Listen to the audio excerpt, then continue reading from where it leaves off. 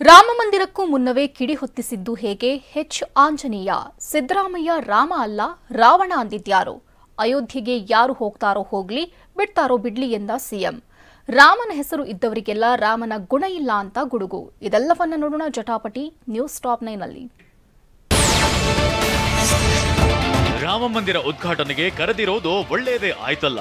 ಸಿದ್ದರಾಮಯ್ಯನವರೇ ರಾಮ, ಆ ರಾಮನಿಗೆ ಹೋಗಿ ಯಾಕೆ ಪೂಜೆ ಮಾಡಬೇಕು? ಅದು ಬಿಜೆಪಿಯವರ ರಾಮ. ಇದೇ ಮಾಜಿ ಸಚಿವ ಆಂಜನೇಯ ಆಡಿದ ಇದೇ ಮಾತೀಗ ಬಿಜೆಪಿ ನಾಯಕರನ್ನ ಕೆರಳಿಸಿದೆ.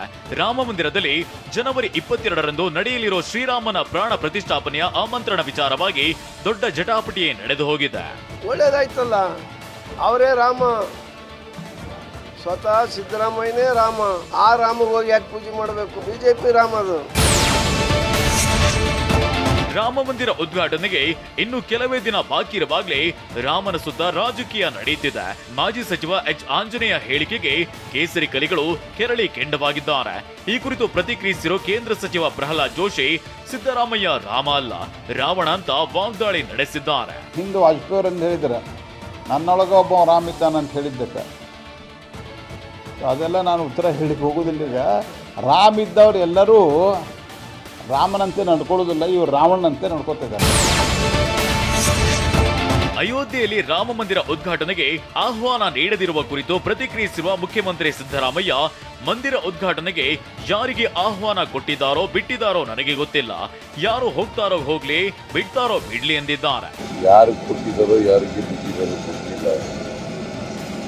ಯಾರು ಹೋಗ್ತಾರೆ ಹೋಗ್ಲಿ, ಹೋಗ್ಲಿದ್ದವರು ಹೋಗ್ಲಿಲ್ಲ ಅಷ್ಟೇ. ಈಗ ಆಹ್ವಾನ ಯಾರು ಕೊಡ್ತಾರ ಅವ್ರಿಗೆ ಸೇರುತ್ತೆ. ರಾಮನ ಹೆಸರು ಇದ್ದವರಿಗೆಲ್ಲ ರಾಮನ ಗುಣವಿಲ್ಲ, ಆಂಜನೇಯ ಅಂತ ಹೆಸರಿಟ್ಟುಕೊಂಡವರೆಲ್ಲ ರಾಮನ ಭಕ್ತರಾಗಲು ಆಗಲ್ಲ ಅಂತ ಸಿಟಿ ರವಿ ಹೇಳಿದ್ದಾರೆ. ಅಯೋಧ್ಯೆಯಲ್ಲಿ ನಿರ್ಮಾಣವಾಗಿರೋದು ನಮ್ಮ ರಾಮ ಅಲ್ಲ ಅಂತ ಕಾಂಗ್ರೆಸ್ನ ಆಂಜನೇಯ ಹೇಳಿದ್ದಾರೆ. ಹಾಗಾದ್ರೆ ನಿಮ್ಮ ರಾಮ ಯಾರು? ರಾಮ ಕಾಲ್ಪನಿಕ ವ್ಯಕ್ತಿ ಅಂತ ನಿಮ್ಮ ಕಾಂಗ್ರೆಸ್ ಸರ್ಕಾರ ಸುಪ್ರೀಂ ಕೋರ್ಟ್ಗೆ ಅಫಿಡವಿಟ್ ಸಲ್ಲಿಸಿತ್ತು. ಹಾಗಾದ್ರೆ ನಿಮ್ಮ ರಾಮ ಕಾಲ್ಪನಿಕನ ಅಂತ ಲೇವಡಿ ಮಾಡಿದ್ದಾರೆ. ನಿಮ್ಮ ಹೆಸರಿನಲ್ಲಿ ಆಂಜನೇಯ ಅಂತ ಹೆಸರಿದೆ, ಅದ್ರ ಆಂಜನೇಯನ ಗುಣ ಇದೆಯಾ? ಇಲ್ಲಿ ಸಿದ್ದರಾಮಯ್ಯನವ್ರ ಹೆಸರಿನಲ್ಲಿ ರಾಮ ಅಂತ ಹೆಸರಿದೆ, ರಾಮನ ಗುಣ ಇದೆಯಾ? ರಾಮನ ಗುಣ ಇದ್ರೆ ಮಾತ್ರ ರಾಮನ ಸಮ ಆಗ್ತಾರೆ.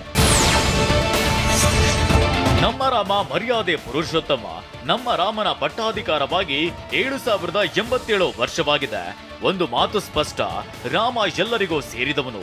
ರಾಮ ಮಂದಿರ ಪುನರ್ ಸ್ಥಾಪನೆಯನ್ನ ಎಲ್ಲರೂ ಸಂಭ್ರಮಿಸಬೇಕು ಅಂತ ಸಿಟಿ ರವಿ ಹೇಳಿದ್ದಾರೆ.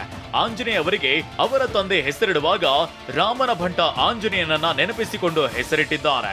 ನೀವು ಯಾವ ರಾಮನನ್ನ ಕಲ್ಪನೆಯಲ್ಲಿ ಇಟ್ಟುಕೊಂಡಿದ್ದೀರೋ ಗೊತ್ತಿಲ್ಲ ಅಂತ ಸಿಟಿ ರವಿ ಕಿಡಿಕಾರಿದ್ದಾರೆ. ಸಿಎಂ ಸಿದ್ದರಾಮಯ್ಯ, ಮಾಜಿ ಸಚಿವ ಆಂಜನೇಯ ಅವರ ಮನೆಗಳಿಗೂ ಕೂಡ ಅಯೋಧ್ಯೆಯ ಮಂತ್ರಾಕ್ಷತೆ ತಲುಪಲಿದೆ ಅಂತ ಹೇಳಿದ್ದಾರೆ. ಧರ್ಮಕ್ಕಾಗಿ ಹೋರಾಟ ಮಾಡಿದ ನಿಮ್ ಸಿದ್ದರಾಮಯ್ಯನವರು ಎಲ್ರಿಗೂ ನ್ಯಾಯ ಕೊಟ್ರ?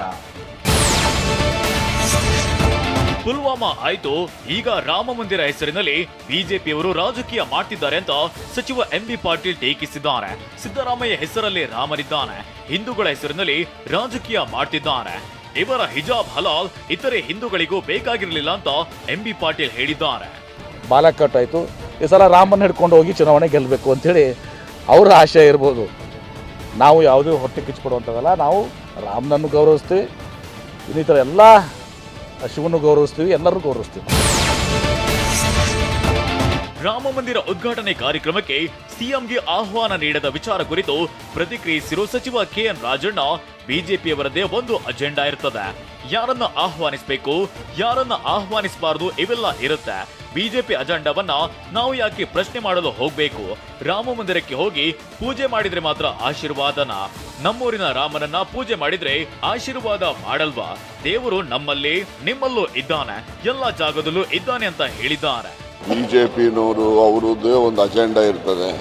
ಯಾರು ಕರಿಬೇಕು, ಯಾರು ಕರಿಬಾರ್ದು, ಏನು ಎತ್ತ ಅಂತೇಳಿ ಇವೆಲ್ಲ ಇರ್ತವೆ. ಅವರ ಬಿಜೆಪಿ ಅಜೆಂಡಾನ ನಾವು ಯಾಕೆ ಪ್ರಶ್ನೆ ಮಾಡಕ್ಕೆ ಹೋಗ್ಬೇಕು? ರಾಮ ಮಂದಿರಕ್ಕೆ ಅಲ್ಲೋಗಿ ಪೂಜೆ ಮಾಡಿದ್ರೆ ರಾಮನ ದರ್ಶನ, ರಾಮನ ಆಶೀರ್ವಾದನ. ನಮ್ಮೂರಲ್ಲಿರೋ ರಾಮನ ಪೂಜೆ ಮಾಡಿದ್ರೆ ರಾಮ ನಮ್ಗೆ ಆಶೀರ್ವಾದ ಮಾಡೋದಿಲ್ವಾ? ರಾಮ ಮಂದಿರ ಉದ್ಘಾಟನೆಗೆ ಒಬ್ಬ ರಾಜ್ಯದ ಸಿಎಂಗೆ ಆಹ್ವಾನ ನೀಡಿಲ್ಲ ಅಂದ್ರೆ ಹೇಗೆ ಅಂತ ಸಚಿವ ಚೆಲುವರಾಯಸ್ವಾಮಿ ಪ್ರಶ್ನಿಸಿದ್ದಾರೆ. ಈ ರೀತಿಯ ರಾಜಕೀಯ ಮಾಡೋದು ಸರಿಯಲ್ಲ. ದೇವರು ಧರ್ಮದ ಹೆಸರಿನಲ್ಲಿ ರಾಜಕಾರಣ ಸಲ್ಲದು. ಬಿಜೆಪಿಗೆ ಅಭಿವೃದ್ಧಿ ವಿಚಾರ ಚರ್ಚಿಸಲು ಆಸಕ್ತಿ ಇಲ್ಲ. ಹೀಗಾಗಿ ಧರ್ಮಾಧಾರಿತ ರಾಜಕಾರಣವನ್ನ ಮಾಡ್ತಿದೆ ಅಂತ ಬೆಂಗಳೂರಿನಲ್ಲಿ ಸಚಿವ ಚೆಲುವರಾಯಸ್ವಾಮಿ ವಾಗ್ದಾಳಿ ನಡೆಸಿದ್ದಾರೆ. ರಾಜಕೀಯಕ್ಕೆ ಉಪಯೋಗಿಸ್ಕೋತಾರೆ. ನಾವು ರಾಜಕಾರಣ ಮಾಡಲ್ಲ, ದೇವ್ರ ಮುಂದೆ ಇಟ್ಕೊಂಡು ಧರ್ಮ ಮುಂದೆ ಇಟ್ಕೊಂಡು ರಾಜಕಾರಣ ಮಾಡಲ್ಲ ನಮ್ಮ ಪಕ್ಷ. ಸೊ BJPಯವರಿಗೆ ಕೆಲಸ ಓರಿಯೆಂಟೆಡ್ ಇಲ್ಲ, ಡೆವಲಪ್ಮೆಂಟ್ ಇಲ್ಲ, ಅವ್ರಿಗೆ ಯೋಜನೆ ಇಲ್ಲ, ಅವ್ರಿಗೆ ಬರೀ ಈ ರಾಜಕಾರಣಕ್ಕೂ ಟ್ವೀಟ್ ಮೂಲಕ ಆಕ್ರೋಶ ಹೊರಹಾಕಿರುವ ಬಿಜೆಪಿ ಶಾಸಕ ಬಸನಗೌಡ ಪಾಟೀಲ್ ಯತ್ನಾಳ್, ಆಂಜನೇಯ ಅಂತವರು ಹಿಂದೆ ಸಚಿವರಾಗಿದ್ರು ಅನ್ನೋದೇ ರಾಜ್ಯದ ದೌರ್ಭಾಗ್ಯ ಅಂತ ಕುಟುಕಿದ್ದಾರೆ.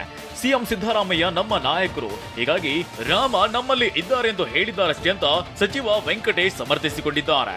ನಾನು ರಾಮ ಮಂದಿರ ನಿರ್ಮಾಣಕ್ಕೆ 10 ಲಕ್ಷ ಕೊಟ್ಟಿದ್ದೇನೆ, ನನಗೂ ಆಹ್ವಾನವಿಲ್ಲ ಅಂತ ಶಾಸಕ ಲಕ್ಷ್ಮಣ ಸವದಿ ಬೇಸರ ವ್ಯಕ್ತಪಡಿಸಿದ್ದಾರೆ. ಸಿದ್ದರಾಮಯ್ಯ ಒಬ್ಬ ದೊಡ್ಡ ನಾಯಕರು, ಏನು ನಮ್ಮ ರಾಮ ನಮ್ಮಲ್ಲಿ ಇದ್ದಾರೆ ಆ ಭಾವನೆಯಲ್ಲಿ ಹೇಳಿದ್ದಾರೆ. ರಾಮ ಮಂದಿರ ಕಟ್ಟಡಕ್ಕೆ ನಾನು 10 ಲಕ್ಷ ಕೊಟ್ಟೆ. ಅವ್ರು ಇನ್ನೂ ತನಕ 22ನೇ ತಾರೀಕು ಜನವರಿಯಲ್ಲಿ ಇದೆ ಅಂತಕ್ಕಂಥದ್ದನ್ನು ಹೇಳಿಲ್ಲ ನನಗೆ.